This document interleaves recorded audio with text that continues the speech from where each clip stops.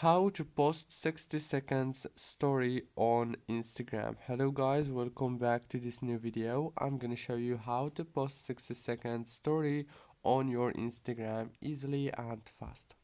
First thing you wanna do guys is just open the settings on your phone, go to the apps manager, open the apps, go to the Instagram.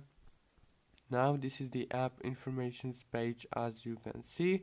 All what you want to do here is click on the storage, click on clear data, clear cache, go back, click on force stop to stop running the app in the background of your phone, and then go to the Play Store or the App Store if you have iOS, search for Instagram and update it.